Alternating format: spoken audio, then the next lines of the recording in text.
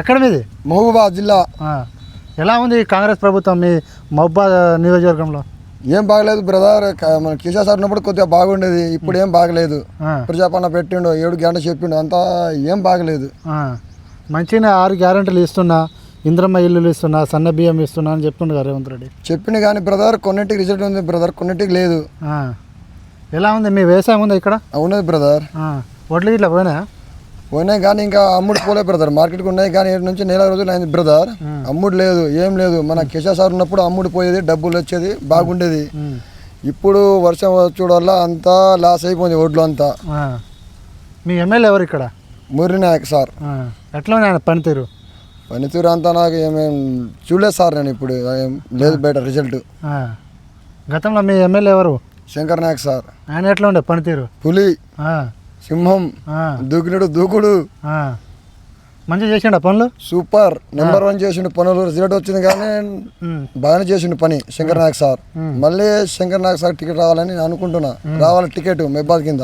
గెలిపించే బాధ్యత నాది, టికెట్ తీసుకునే బాధ్యత శంకర్ నాయక్ సార్ది. గతంలో చూసుకుంటే కేసీఆర్ పాలన మంచిగా ఉందా లేకుంటే రేవంత్ రెడ్డి పాలన? కేసీఆర్ పాలన సూపర్. ఏమేమి చేసిండు కేసీఆర్? దళిత బంధు ఇచ్చిండు, పింఛన్ ఇచ్చిండు సార్, సన్న బియ్యం కూడా ఇచ్చిండు, ఇంతకుముందు నోటిఫికేషన్ కూడా ఇచ్చిండు. బాగుంది. వస్తలేవా నోటిఫికేషన్? నోటిఫికేషన్ ఏం లేదు. నోటిఫికేషన్ రాలేక మేము బయట సుధార పనులు, సెంటర్ పనులు చేసుకుంటున్నాం, తిరుగుతున్నాం రోడ్డు పైన. చెప్పండి సార్. ఇప్పుడు మళ్ళీ తెలంగాణ ప్రజలు బాగుపడాలంటే ఏ పార్టీ వస్తే బాగుంటుంది? బీఆర్ఎస్ పార్టీ వస్తే బాగుంటుంది. ఎందుకు ఈ రేవంత్ రెడ్డి మంచి పరిపాలన చేస్తలేడా? లేదు సార్, మంచి లేదు పరిపాలన, మంచి లేదు సార్. చెప్పండి, రేవంత్ రెడ్డి ఎందుకు రాడు మళ్ళీ ఇంకోసారి ఎలక్షన్? ప్రజాపాలన ఏం లేదు బ్రదర్. నెక్స్ట్ ఎట్లయినా 2028లో వచ్చేది మన కేసీఆర్ సార్ వస్తాడు. Seat CM confirm 100%. లోకల్ కింద మన శంకర్ నాయక్ మహబూబాబాద్ ఎమ్మెల్యే సార్ వస్తాడు. నేను ఒక ఇంటర్వ్యూలో ఇంకా 10 సంవత్సరాలు నేనే ఉంటానని చెప్తాను రేవంత్ రెడ్డి. అది ఓవర్ యాక్షన్తో చెప్తాను బ్రదర్. అది రాదు, అది సీటు 1.5 మంత్లో మన సీఎం సార్ దిగిపోతాడు, రేవంత్ రెడ్డి సార్ సర్కార్ పోతాడు.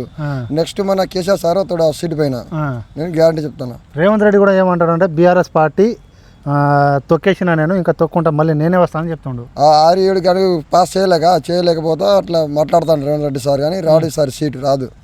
శంకర్ నాయక్ ఏమేమి అభివృద్ధి చేసిండు? శంకర్ నాయక్ చేసిండు బ్రదర్. మన మహబూబాబాద్ ఏరియాని మున్సిపాలిటీగా చేసిండు. మెడికల్ కాలేజ్ ఒకటి చేసిండు. 3వ పాయింట్ మళ్ళీ అగ్రికల్చర్ ఆఫీస్ కూడా కార్యాలయం చేసిండు శంకర్ నాయక్ సారు. శంకర్ నాయక్ సార్ ఉన్నప్పుడు మన రోడ్డు చాలా బాగుండేది. ఇప్పుడు శంకర్ నాయక్ సార్ పోవడం వల్ల రోడ్లు కూడా బాగలేవు. మీ ఎమ్మెల్యేకి చెప్పిలా మరి? చెప్పినాం కానీ ఇప్పటి రెస్పాన్సిబిలిటీ ఏం లేదు ఎమ్మెల్యే సార్తోని. ఈ ఐకేబీ సెంటర్కి ఇట్లా నడుస్తున్నా? ఏం నడుస్తలేవు సార్, ఏం నడుస్తలేవు. మళ్ళీ ఇంకోసారి కాంగ్రెస్ ప్రభుత్వం రావాలనుకుంటున్నా?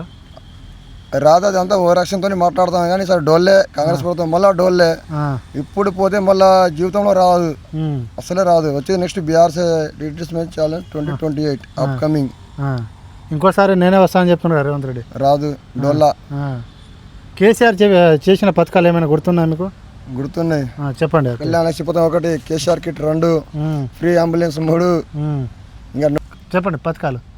కేసీఆర్ కిట్ 1 ఇచ్చిండు సారు, నోటిఫికేషన్ ఇచ్చిండు. ఉన్నప్పుడు దళిత బంధు ఇప్పించిండు, ముద్రసలు కూడా పింఛన్ ఇప్పించిండు. చాలా బాగా చేసిండు కేసీఆర్ సార్. ఉన్నప్పుడు కొంచెం బాగుండేది ప్రభుత్వం. సార్ పోయిండు, రేవంత్ డోల్లా వచ్చిండు, పని అంతా.